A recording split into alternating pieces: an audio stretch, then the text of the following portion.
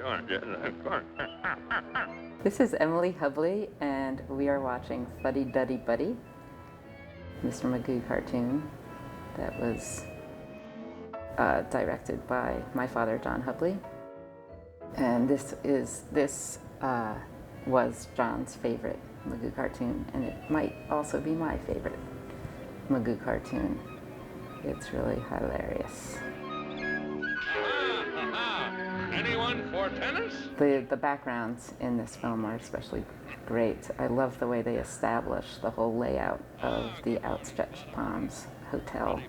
And again, I love how Magoo just walks all over people. He walks on this guy like 5 times, and no one ever feels the weight of him because he's such a featherweight. Just one fast set, eh? And in this one, he's so excited about playing tennis that he is friendly, and he is trying to cheer up his old tired friend. There are a couple of great sort of jokes at the expense of women. The baggy old sausage joke. Here looks like a baggy little sausage. And then when he goes over to the walrus and he goes, This sunbathing is a woman's game. that sunbathing's a woman's game. It's such a great line. And Bagus, they're just really having fun with this. The walrus is such a great character. I love him. I was reading somewhere that someone was complaining about how the animals were just Disney animals, but I just don't buy that. I think these are great. I love the walrus character. He's always so funny, and I think also that John's favorite animal to sort of draw and make characters up were bears, but this walrus is really just like a bear as a fish. So he's so sweet. The walrus is just much more affectionate than the bears in the movie. Because he just has that natural smile. There's a look later where he really looks like Dizzy Gillespie.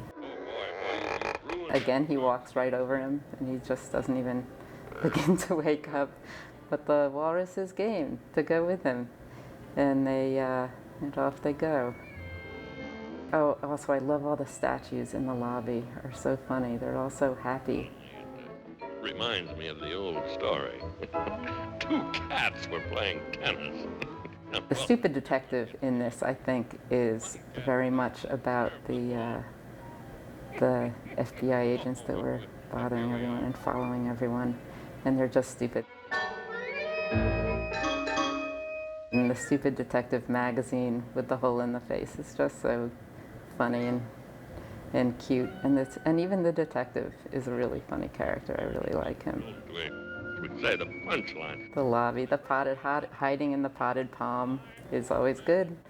And this is the thing that I was watching this film with some little kids recently, and the question came up of who put the shirt and the hat on the walrus. I just wondered, Magoo must have done it, but it's sort of a backstory. I think if you went back to, if you really had the budget for these DVD extras, maybe you could go and explain how the walrus gets the clothes on. Because I don't think he put on his own hat. It was like Magoo. I love the idea of Magoo and going and dressing him up. And when they start playing tennis, I think Magoo only hits the ball like 2 or 3 times. He never actually hits it. It just bounces off the walls, which is a really great gag. And this scene is famous for just being so well structured, and it's just all the jokes are set up and then delivered throughout this whole sequence, with the walrus getting increasingly enthusiastic about tennis and Magoo never hitting the ball. Aha! You missed it!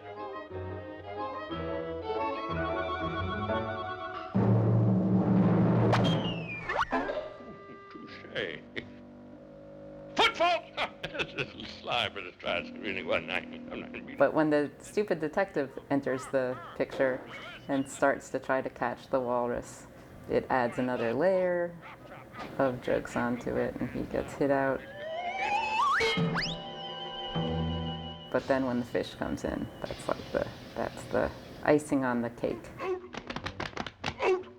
And apart from the lace on my shorts, oh gorgeous, Magoo was as a kid. Even when I thought Magoo was a little bit boring, there's the point where I think he looks like Dizzy Gillespie. All right. I always loved the gorgeous Magoo joke of him seeing the lace of the netting Gorgeous Magoo. and imagining that he had less lace on his shorts. I always just thought that was a brilliant joke. So here comes the blue fish. Again, that's another thing with how the design has the fish a color that a real fish would never be, but it so pops off of the rest of the coral, just all the other colors in the color scheme. It's just the perfect color for the fish. And also the detective's crazy body. Just a minute, sir. This court is taken. I think he must be based on a character actor. That's all I can think, and I wish I knew who it was, so maybe someone will know. Guest or no guest, this walrus goes back to the pond and stays there. By George, just pack my bag. So here's Mr. Magoo with the aha moment. Walrus. Walrus. Oh no. When he has these little moments of sadness over I didn't realize, as in Ragtime Bear, when he thinks he's shot Waldo. And he's like, oh no, he has these moments, but he doesn't stay with that for long. He gets back into his path of going back, and he leaves the fish there. I love that fish.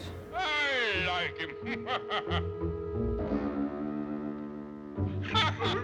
So, yeah, the only other thing that I love in this is, who put him on the rock? Magoo must have put the colonel onto the rock, and who put the suit on the walrus? The other backstories. And there's the stupid detective. There is some story somewhere of John and Faith had a house detective incident, but I think that happened after. That was a matter of life imitating art.